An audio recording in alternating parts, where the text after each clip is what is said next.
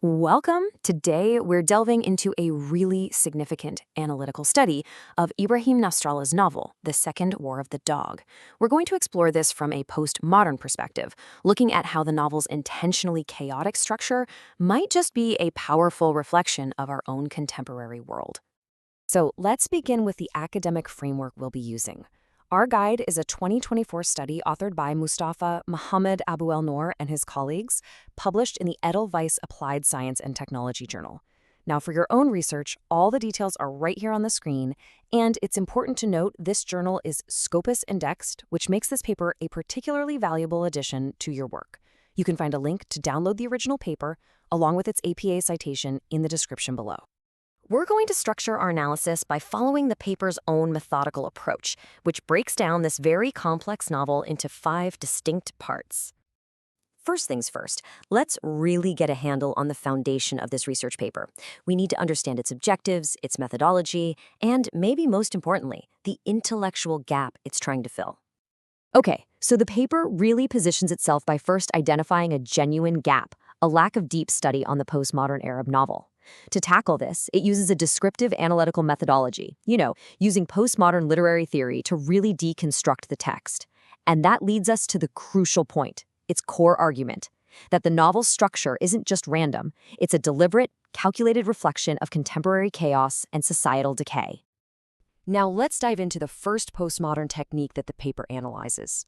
This is where we see a seamless and pretty unsettling fusion of the real and the fantastical.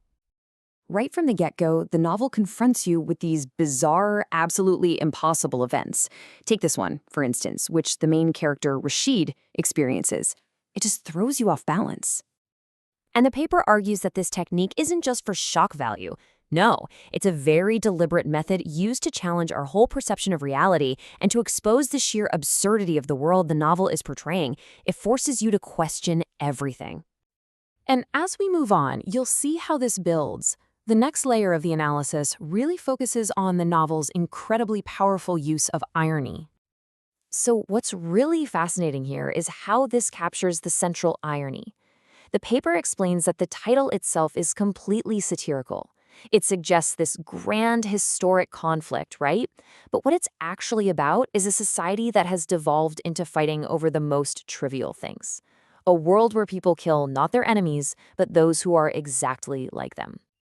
The paper also highlights how Nasrallah just shatters the traditional narrative timeline, and she does this to reflect a world that is itself completely fragmented. So the question is, how is this breakdown of time actually achieved? Well, the study identifies several key techniques that are really quite clever.